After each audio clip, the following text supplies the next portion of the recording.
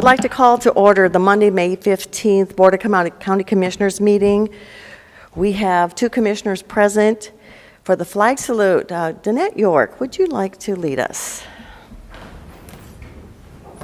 Pledge allegiance to the flag of the United States of America and to the republic for which it stands, one nation, under God, indivisible, with liberty and justice for all. You may be seated.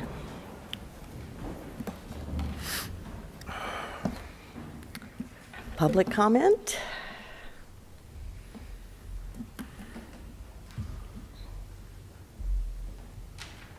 Thank you. So for public comment, for 3 minutes, we have Russ Walpole.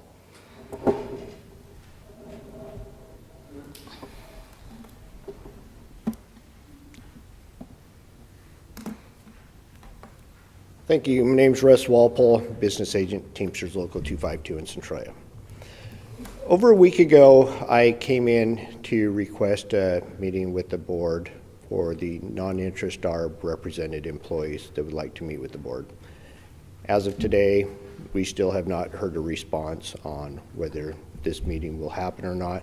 We requested it for after 5 so that the members can show up after work. I recognize everybody's busy.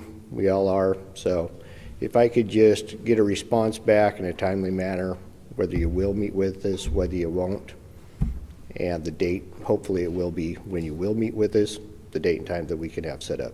So if we get that here fairly shortly, we'd appreciate it. Thanks. Okay.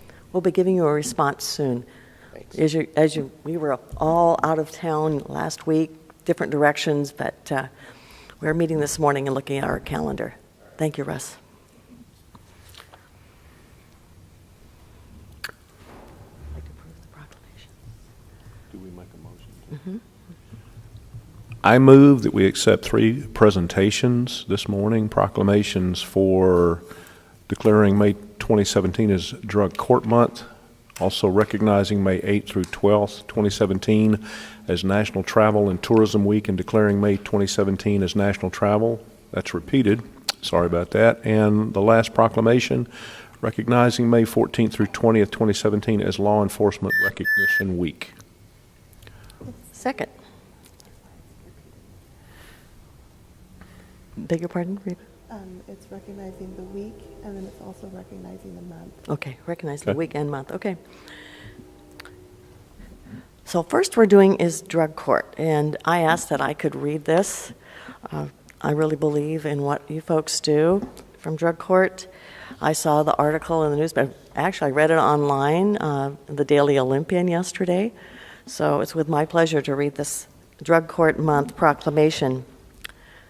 Whereas more than 170 local residents have graduated from Lewis County Drug Court since 2005, and whereas 85% of Lewis County Drug Court graduates are not convicted of new crimes after completing the program, and whereas drug courts have served more than 1.5 million individuals nationwide and are recognized as the most successful criminal justice intervention in our nation's history. And whereas drug courts save up to $27 for each dollar invested, and whereas drug courts reduce crime and significantly improve the outcomes of substance abuse treatment at far less expense than any other criminal justice strategy, and whereas drug courts facilitate community-wide partnerships bringing public safety and public health professionals together in the fight against addiction and crime. And whereas drug courts demonstrate that when one person rises out of addiction and crime, we all rise. And whereas the time has come to put a treatment court within the reach of every eligible person in need, now, therefore, be it resolved that the Lewis County Board of County Commissioners hereby proclaims May 2017 as Drug Court Month in Lewis County. Would you folks like to come say a few words? They're pointing at you, Judge. I've been quickly nominated as the spokesman for the group. Yes. Well, I want to thank you for... Who are you? I'm Judge Andrew Toynbee. I'm the drug court judge, and I'm very privileged to have that position. I am very grateful to the commissioners for recognizing us, for recognizing this month, and I'm very grateful to be part of a team of people who do not view this as a job, but as a calling. What we do is very important work. We could not do it without the support of the commissioners, the sheriff's office, and so many other community partners. We were very grateful to get some great publicity in the Chronicle this weekend.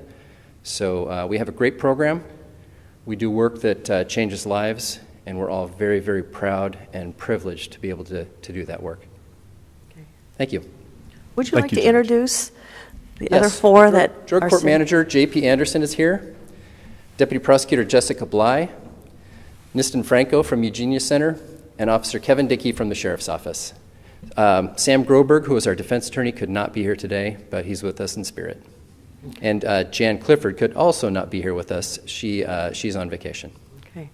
We really appreciate what you do for our citizens, and we try to make a point to go to your graduations because that really tells us the story of when people have started and where they've come now and where they're going to go in the future. So thank you for all your work.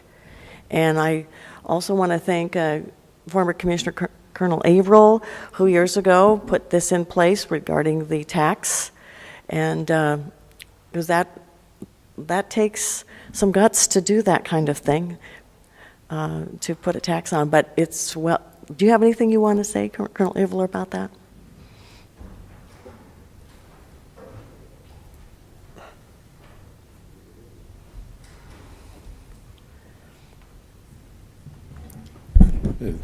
Thank you much, Colonel Ron Averill of Centralia and former commissioner. This, when we came up with the 0.1% tax, it was a concern. It was a concern to me as a Republican conservative philosophy, putting taxes on and that there's real need for them. This community came out and supported it, and we made it clear that that was going to be the benefit. Judge Hunt really went out and talked to a lot of people, and I did too. We were on different sides, really. I supported the drug court, but I also supported mental health, which the tax supports mental health, chemical dependency, and therapeutic courts. And we worked hard for that. Fortunately, we got very good support from the Chronicle and the East County Journal, and the citizens accepted that. And it's doing good work. And I can tell you, I still work with the Cascade Mental Health Clinic on the board and watch as the court goes. And I'm really pleased that we did this action. Mm-hmm. Thank you. And not all counties have this court.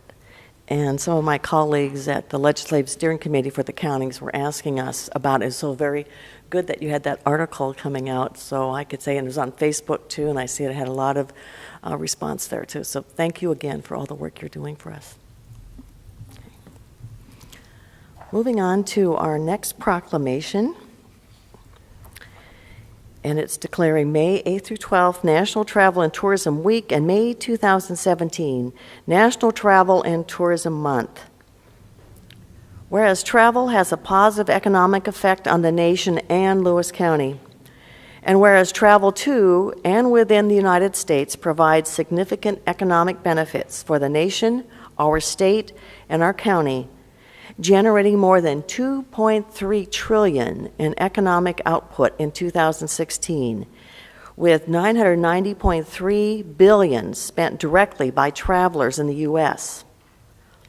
Whereas travel is among the largest private sector employers in the U.S., supporting 15.3 million jobs in 2016, including 8.6 million jobs directly in the travel industry and 6.7 million in other industries. In 2015, 2,330 jobs in Lewis County were a result of the travel industry. And whereas travelers spending directly generated tax revenues of $157.8 billion for federal, state, and local governments, funds used to support essential services and programs Lewis County 2015 tax revenues totaled $17.6 million.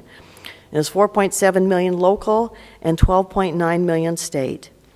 And whereas Lewis County is at the center of it all, situated between Seattle and Portland, and between the mountains and the ocean, thousands, hundreds of thousands of travelers pass through our county each year. And whereas measuring nearly 100 miles from west to east and just over 30 miles from south to north, the long stretches of Lewis County's landscapes are as vast and varied as the history, industry, and stories of our people. 4 distinct regions of Lewis County carry their own distinct personalities that call to be discovered, visited, and enjoyed. And whereas Lewis County government is an advocate for promoting tourism throughout our entire county and has developed a tourism promotional website entitled discoverlewiscounty.com in a strategic effort to collaborate with other tourism and economic development drivers to promote our beautiful county. And whereas meetings, events, and incentive travel are core business functions that help companies strengthen business performance and educate employees and customers, as well as reward business accomplishments, which in turn boosts the U.S. economy. In 2016, domestic and international business travelers spent $307.2 billion. And whereas leisure travel, which accounts for more than 3/4 of all trips taken in the United States, spurs countless benefits to travelers' health and wellness, creativity, cultural awareness, education, happiness, productivity, and relationships. And whereas travel is a pillar of economic growth, creating jobs at a faster rate than other sectors. Now, therefore, be it resolved that the Lewis County Board of County Commissioners do hereby proclaim May 8th to the 12th, 2017 as National Travel and Tourism Week in Lewis County, and the month of May 2017 as National Travel and Tourism Month in Lewis County. And the BOCC urges the community leaders throughout our beautiful county to join us in this special observance, done in special session or open session the 15th of May 2017. Do we have some folks that would like to comment on this?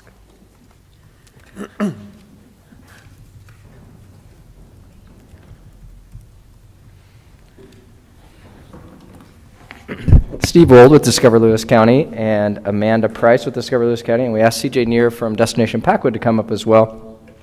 I'll just briefly say that it's been a very fun project. It has definitely enlightened us on all the many exciting adventures there are to do and see in Lewis County, and we just love working with partners like Destination Packwood and helping to promote events and all the fun things to do.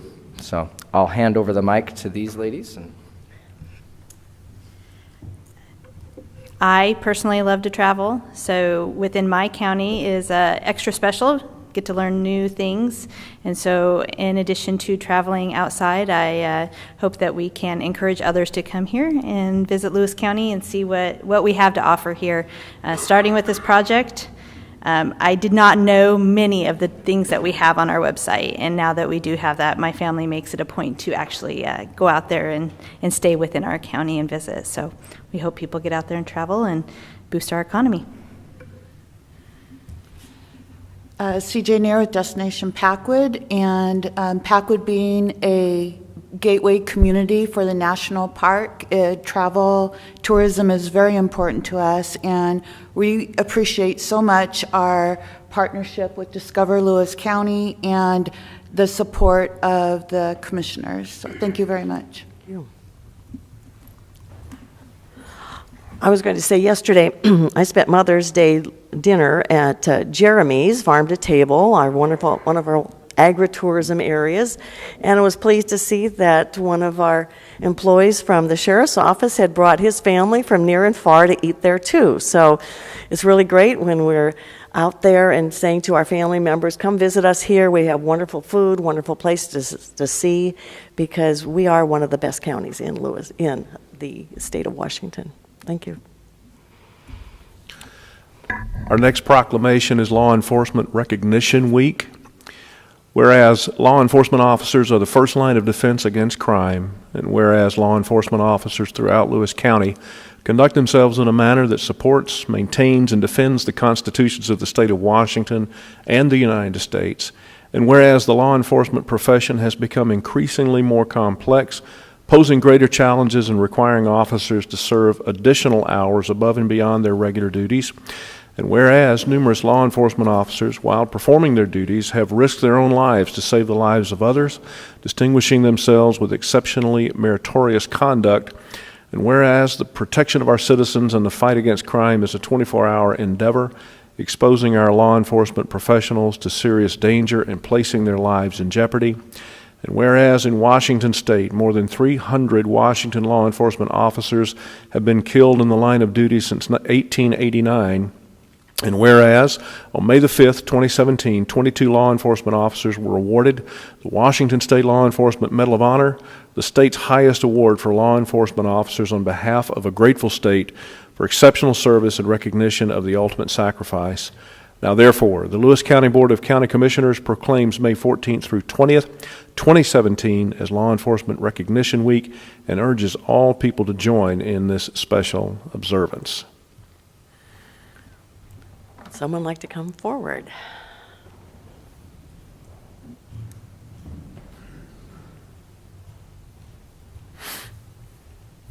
Good morning, Commissioners. Wes Rethwell from the Lewis County Sheriff's Office. Greatly appreciate you reading that proclamation this morning. It was a proclamation very similar to that the governor read 2 weeks ago at the Washington Law Enforcement Memorial, which we were in attendance of. This is a national recognition for us, and it remembers the nearly 148 law enforcement officers that were killed in 2016, and this year so far 48 have been killed. So we're on pace, unfortunately, again, to have probably well over 100 law enforcement officers killed. We take great pride in the service that we provide the citizens of this wonderful county. We could not do our jobs if it weren't for the support from the commissioners and all the great partners that we have, and truly the citizens of Lewis County. They welcome us each and every day with open arms. Not that we don't, have our disagreements and things, but when it comes down to it, they truly support our efforts. I would like to introduce some of the folks that we have here today representing the Sheriff's Office. We have Detective Sergeant Kevin Engelbertson. We have Chief Dusty Breen. We have Chief Bruce Kimsey. We have Chief Chris Sweet, who I believe was at the restaurant the other night. Yes. We have Miss Carrie Breen from our Corrections Bureau. We have Captain Chris Tawes from our Corrections Bureau. In the front row over here, we have Corrections Deputy. Boy, this is going to kill me here. Kevin Dickey. Kevin Dickey. My fault, Kevin. Boy, I feel bad about that one. And also, I would be remiss if I didn't recognize one of our retirees, and that is Captain Jim P., who served the Sheriff's Office very honorably for many, many years. So again, we greatly appreciate the support that we get from the commissioners. Commissioner Jackson, thank you very much for reading that. Kevin, again, I apologize. It's an age thing. I do have one last thing, though. I do want to point out Steve Wold and his bow tie that he's wearing. That brings back many memories for myself and Chief Sweet. So we appreciate that very much. Oh, thank you. Thank you very much. Thank you. Thank you. It's been moved and seconded to approve 3 proclamations. Any further discussion? All in favor say aye. Aye. Opposed? Motion carried. I move to approve the notice item agenda resolution 17-133. Second. Good morning, Commissioners. Eric Martin, Public Works Director and County Engineer. Speaking to agenda item, I guess we don't have a number, proposal number 17-133. Call for sealed bids for the 2017 Base Stabilization Project, CRP 2177A, CMP 1703, and CMP 1704.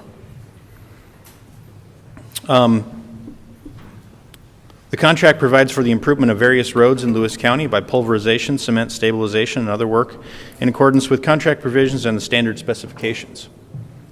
I think there's a couple maps, Candy, that are attached there. You want to pull those up, please? The bids are due by or before 11 a.m. on Tuesday, May 30th, 2017, and we will be opening and reading to the public those bids on or after that time. So the projects that we're bidding here are for some pulverization and some cement-treated base, and also some asphalt work on these roads. There's a section of Middle Fork there, east of Towser Road. And then Colson and Kiesling Road will get the cement-treated base between Kuntz Road and Avery. And then also 2 sections of Bunker Creek Road we're looking at doing our base stabilization on. So this is a process that creates a nice, hard, stable, thick base underneath the roadway. As you know, most of our roads are chip-sealed roads. That doesn't have any structural capacity, that chip seal, like asphalt does. So this gives the roads a lot of strength underneath there. And so we've been doing this for several years now, and we're really happy with the results. Any questions? Thank you. Thank you. It's been moved and seconded to approve notice item Resolution 17-133. Any further discussion? All in favor say aye. Aye. Opposed? Motion carried. I move to approve 2 consent items, the approval of our minutes from the May 8th, 2017 BOCC meeting, and the second item is Resolution 17-134, the approval of warrants. Second. Suzette. Good morning, Commissioner. Suzette Smith, Chief Accountant, Auditor's Office, here to present on the consent agenda, Resolution number 17-134. Last week we had 343 regular warrants, 769-159 through 769-264, 769-300 through 769-536, for a total of $1,162,903.03. As a skip in sequence, we note the following warrants: 769-265 through 769-299. These warrants were issued on behalf of our special purpose districts and are approved by their commissions. Any questions? Thank you. It's been moved and seconded to approve the consented agenda, approval of minutes, and Resolution 17-134. All in favor say aye. Aye. Opposed? Motion carried. I move to approve our deliberation items. There are 4 items, Resolutions 17-135 through 17-138. Second. Good morning, Commissioners. Steve Skinner with Lewis County Solid Waste, and I'm here speaking for Resolution 17-135. It's for listing of bids and contractors selected for the Solid Waste Transfer Station Scale Project. The Solid Waste Transfer Station Scale Project called for the purchase and installation of 2 low-profile steel deck platform scales and indicators to replace the current scales that we're using now. Those current scales were put into place in spring of 1994 when the transfer station was first opened, and they were on a 20-year cycle, and we've made it a couple years past that, so they're in the need for dire repair and to replace them. The call for bids was made on April 10th, 2017, was advertised in the East County Journal, the Daily Journals of Commerce in both Seattle and Portland, and this was listed on the website, Lewis County website in Public Works, for about a 2.5-week period. We did receive 2 responsive bids, one of them Scales Northwest out of Scio, Oregon. Their base bid was $199,372.56. And the second one was Unitech Corporation of Seattle, Washington.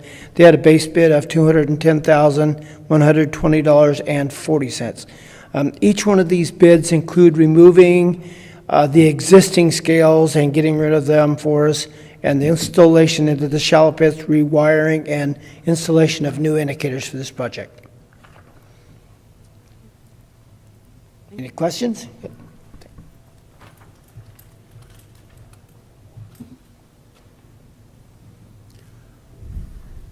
I think this is you, Danette. Danette York, Director of Public Health and Social Services, and I'm speaking to item 17-136. This resolution is to approve an agreement with the Department of Housing and Urban Development to provide funds totaling $154,167. This is for the McKinney Transitional Housing Project. So this is an annual grant that we receive directly from the federal government HUD department. It runs from May 1st, 2017 through April 30th, 2018. We receive the funds, and then we will be working on a subcontract to go out to our Housing Resource Center to provide the services locally.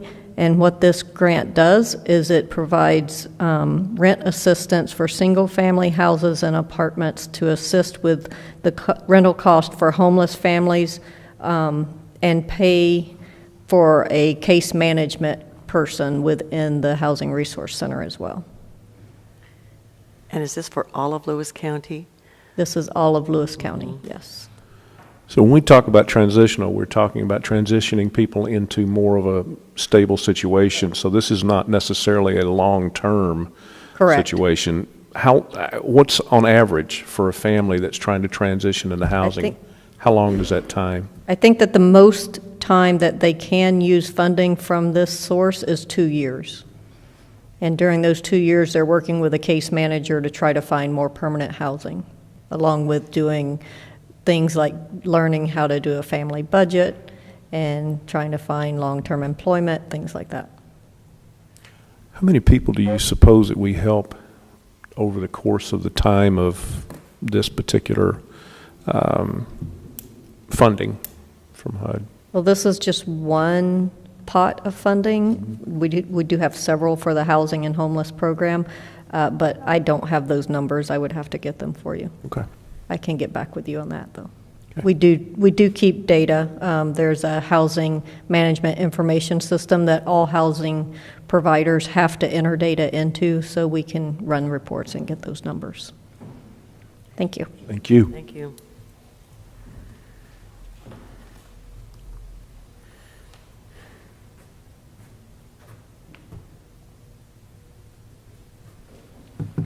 Good morning again, Commissioners. Eric Martin, Public Works Director and County Engineer. Speaking to Resolution 17-137. Lewis County Board of County Commissioners requests the Board of Supervisors of the Chehalis River Basin Flood Control Zone District to authorize the district to act as the project sponsor. So I'm going to read the description here, talk a little bit about what's in the resolution. It does get a little convoluted and complicated, and so I'll try to explain it as best I can, and then please ask clarifying questions so we can make sure that it's on the record clearly. The governor, the legislature, state and federal agencies, tribes, and communities in the basin, represented by the Chehalis River Basin Flood Authority, have joined together in an organized process to produce the best science for solutions to the problem of reducing catastrophic flood damage and restoring habitat for aquatic species in the basin. That process has identified a water retention facility on the main stem of the Chehalis River above PL as a potential component of significant basin-wide damage reduction from catastrophic flooding. As a result of that work, the Washington State Department of Ecology has prepared a SEPA, or State Environmental Policy Act, a draft programmatic environmental impact statement, or EIS, you'll hear it referred to as, at the request of the Governor's Chehalis Basin Work Group. And this EIS includes recommendations for small to large actions that reduce flood damage and restore aquatic species habitat. A project-level EIS and permit applications are needed in order to complete the process of developing the best science to determine whether a water retention facility can be built consistent with local, state, and federal regulations and with the overall objectives of the Chehalis Basin strategy. And this project requires sponsorship. So, again, what this resolution would be doing would be for the Board of County Commissioners to request the Board of Supervisors of the Flood Control Zone District to be the project sponsor. As you know, the Board of Supervisors is the same members as the Board of County Commissioners. So you're asking yourself to be the project sponsor, but you wear two different hats, so it's appropriate. I want to point out a couple things within the resolution, actually, at the bottom. Candy, if you'll scroll to the second page, please. So it's important to note that both A and B of the actual be it resolved portion there. And those are dealing with the fact that the sponsorship is dependent upon the district reaching satisfactory agreement with the state of Washington and other potential funding sources for the reimbursement of costs for the technical and other assistance. It's not an inexpensive project, and so for the flood control zone district to take on that sponsorship, there needs to be assurances that there will be funding available to do so.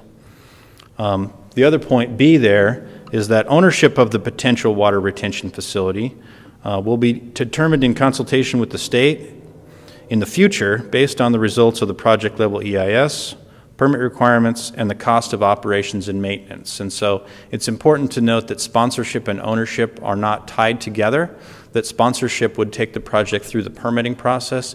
Ownership then of that, whatever that is, could be determined at a later date. Do you have any questions?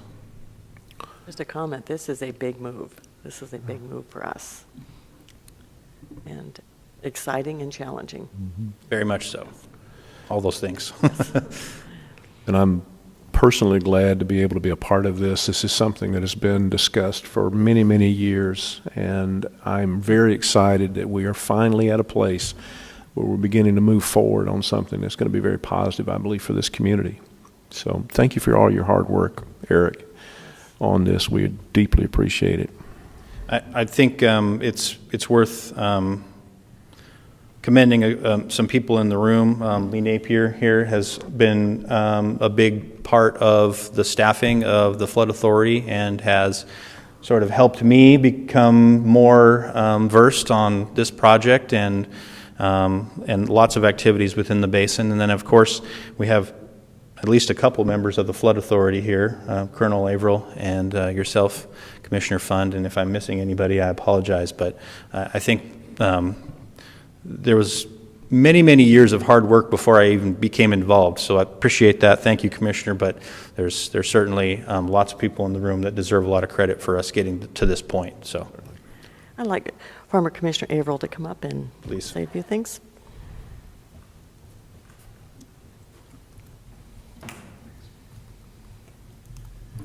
Thank you very much, Commissioner.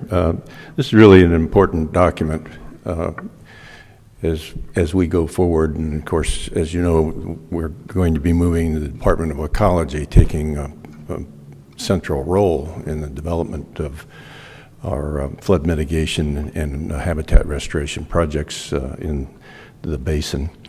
And as pointed out, this is merely a sponsorship at this time.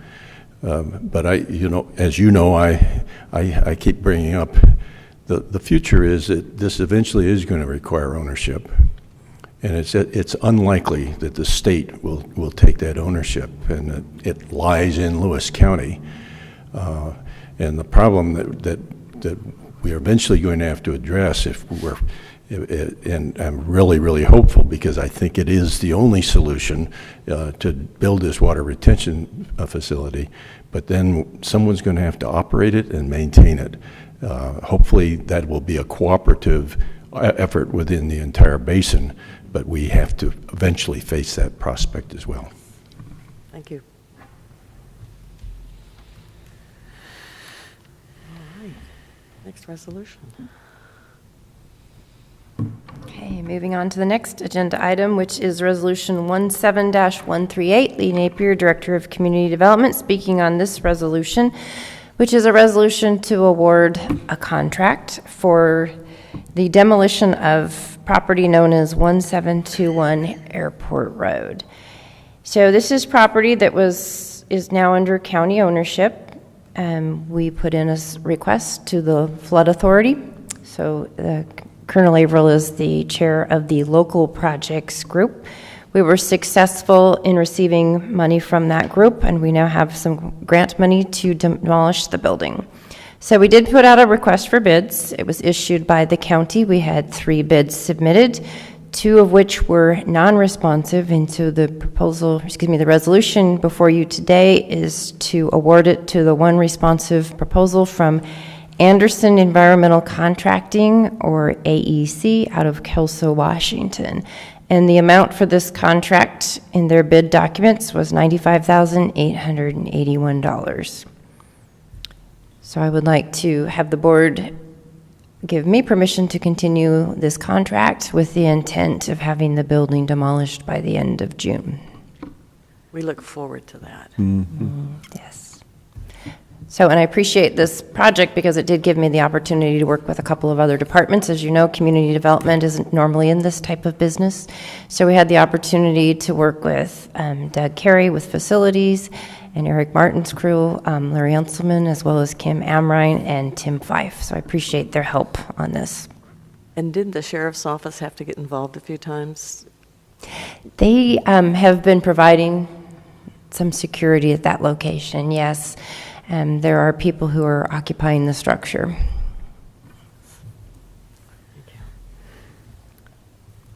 It's been moved and seconded to approve the deliberation items, resolution number 17-135 through 138. Any other comments? All in favor say aye. Aye. Opposed? Motion carried. Good of the order. Colonel Averill, just a question.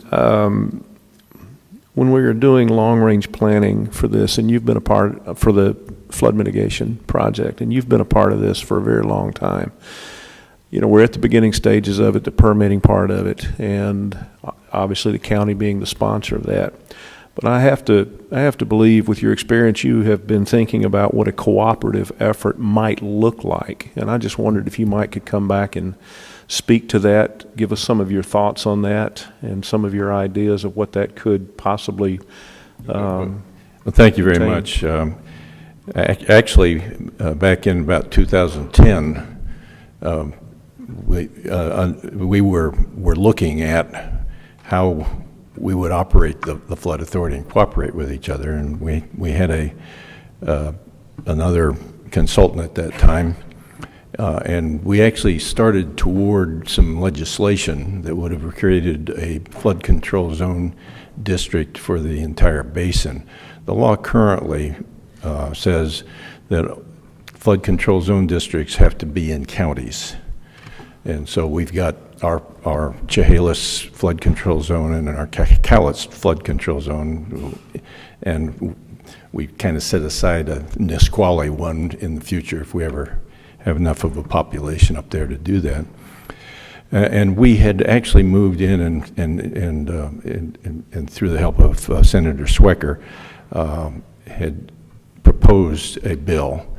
And then we got into some problems, and the bill never got finished. Problems in the legislature? No, it was problems in the flood authority. Well, anywhere you've got. There was a huge dispute between those who believed that we should just concentrate on environmental restoration, and those who believed that we should.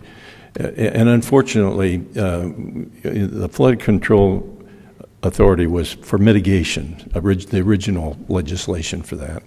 And the Chehalis partnership took care mostly of environmental restoration. But because of the Puget Sound operation that was going on to clean up the Puget Sound, the money that was going to the folks that were doing environmental corrections kind of dried up. And so I think the people saw us as a competition for what available dollars were there, and that caused some contests. The governor eventually had to say call a halt, and that's when we formed the governor's work group. The tribe had originally been part of the flood authority, and they pulled out during the dispute, but they did join the governor's work group, and now we've got the Quinault that's going to be joining in under the ecology thing. So we're having all of the partners together, and I think that we can talk these things out. But that's essentially what I would see, Bobby, is that eventually it is one basin. We all benefit from both things. but we need a mechanism where we can help share the cost. You're always going to get this problem. Well, who benefits from this? Right. I can remember meetings. I was smart enough to build my house on the top of a hill, and I don't flood. And to which my response was, if you would capture that water that you get up there, we wouldn't be flooding on the bottom of the hill. But so we all benefit from these things, but we need some type of operation. So the reason I asked that question was that, and you're right, that's going to be the biggest question, who benefits the most? It's going to be located in Lewis County. Is it possible that Lewis County will be called upon to manage the system? And if so, that's jobs, economic development? That's possible. This is why I say, we've kind of avoided this problem from right now, because it's more important to get the approval and say, yes, building a dam is feasible, it's practical, it's safe, and it's to the benefit of the larger group. I believe that by the governor's work group saying that, yes, we need to have the dam on the one side, but we also need to have habitat restoration for our aquatic species. Those two working together and being funded together is bringing more cooperation. The Native American tribes certainly have a cultural tie to the preservation of the aquatic species. And we can't take that away from them. And I think that certainly both of them were concerned. So we've got to keep that tie together as we go forward. But as I say, if you say, okay, in an earlier proposal, we were going to fix or raise the capacity of the Skookumchuck Dam. And we got a lot of folks saying, well, that dam belongs to Lewis County and they should pay for it. And I said, no, it doesn't. It's in Thurston County. That was a revelation to some of the folks. And I think we started talking a little bit better when we drew on the map and showed them where it was. The road comes through Lewis, but it's up there in Thurston County. So these are as I say, we all benefit from it, but we've got some strong talking that we're going to have. A lot of long-range discussions are going to be taking place. Long-range talking. A lot of people at the table for that. Yeah. And since this is good to the order, I'm sorry to tell you that last night Olga Miller had a small heart attack and was taken up to St. Peter's Cardiology Clinic. She's still up there, but she must be doing better because she's on Facebook. She posted on Facebook. Hospital room. And she's probably running the hospital by now, so yeah. Probably is, yes. Yes. Anything else? Okay. That's all I had. Well, I'll adjourn our meeting, our present meeting. We're moving into our press conference. So do we have any questions from the press? The microphone is yours. Mr. Jackson, you had something you wanted to share. Sure. Last Thursday, I had the privilege of meeting with Adam Wasserman, who is our state 911 coordinator, enhanced 911 coordinator. Adam has been at the state since December, and we invited him to come down to meet with myself, Steve Mansfield, Dave Anderson, also Steve Walton and Doug Carey were a part of those conversations as we began to discuss part of our long-range strategic plan of developing an emergency management 911 comm center off-site from the courthouse. Mr. Wasserman was very kind to spend the better part of a day with us and took a tour of our 911 center, answered an awful lot of questions for us moving forward. as you may or may not know, as things tend to go, it seems like, especially with this piece of things that we deal with up on the legislative level, the larger counties are paid attention to quite frequently. The smaller counties are paid attention to quite frequently, but the median counties, which is what Lewis County is considered a median county, tend to get lost in the shuffle a little bit. I don't know why that specifically is, but it is what it is, and so we wanted to get on the radar of our 911 state board to help them to see where we were as far as moving forward with our own strategic plan. And so he was very gracious, very nice, easy to talk with, easy to work with, and I'm looking forward to more conversations with him as we are looking for, let's put it this way, creative ways of moving our 911 comm center out of this building. We also took a tour of the central shop where we have a backup system set up.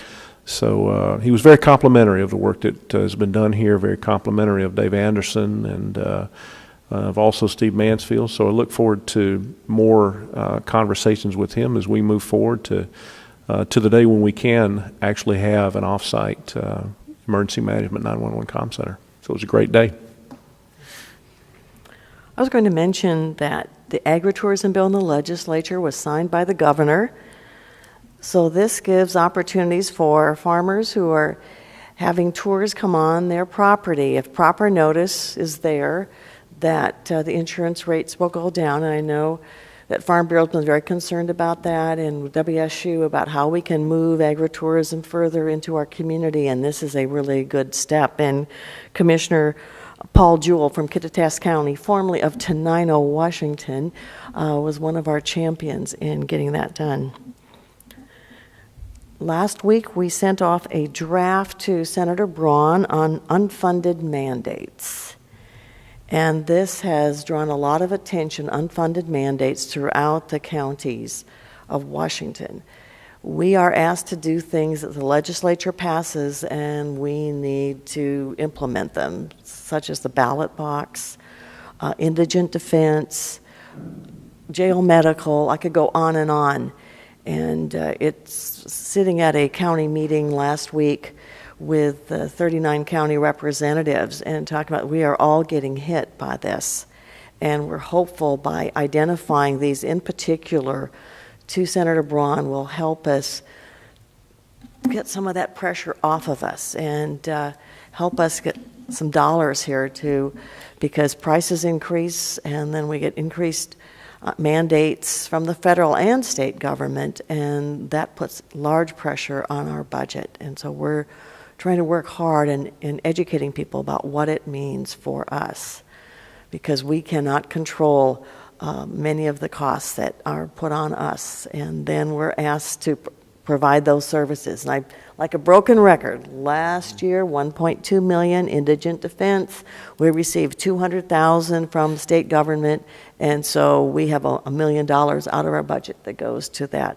Not that we don't agree that indigent defense should be provided, but it was mandated by the Supreme Court that the state take that, and they pushed it down to us. So that's only one of them, but we will provide that document when it's finalized so people can take a look. And thank you to all the department heads and electeds that worked on that. It's a big task, but needed to be done. And that $200,000 that Commissioner Fund is talking about, it represents basically only 4% of the total cost that we have to pay. Recently, while I was in Olympia for a WASAC conference, I got to speak with Representative Jim Walsh of the 19th District, and we're going to stay in communication with each other about hopefully being able to draft some legislation towards this where we can get the state's contribution to this particular unfunded mandate, try to get it to more of a workable level. So I'm very hopeful about that. We'll see where that goes as we get down the line a little bit.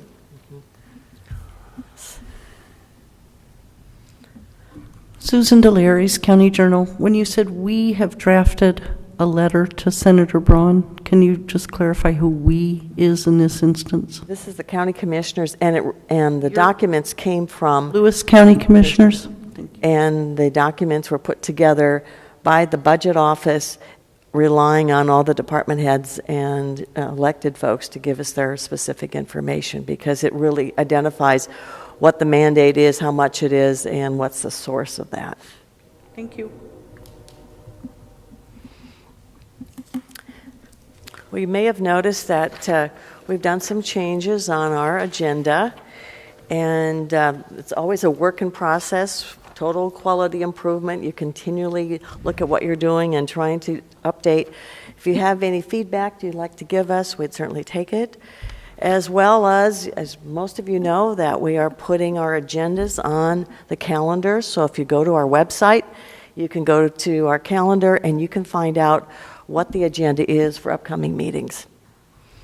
Here you are. I'm pleased to give you some feedback. I will tell you that, and I think I've had this discussion with you once before, that when I looked at our old method of handling this, we called everything consent. And consent's really a fairly narrow field, and Carrie and I had several discussions about it. And unfortunately, it was not one of the more important things to press down and get in fights over. So I never did get it resolved. But I think this is really a step in the right direction. Thank you. Thank you. Thank you. Anything else? With no further business on our agenda, I move to adjourn. Second. Move second to adjourn. All in favor say aye. Aye. Aye. Opposed? We are adjourned. Thank you for coming.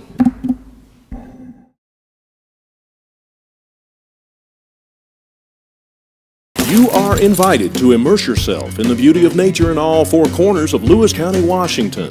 From our fields to your table, farms in the west share their bounty. Limitless landscapes, forests and mountains beg to be explored in the east. Fish our many rivers and lakes in the south, and discover where history and culture intersect in our twin cities. Explore it all by visiting our Facebook page and plan your next getaway at discoverlewiscounty.com. Culture, history, and adventure all come alive when you discover Lewis County.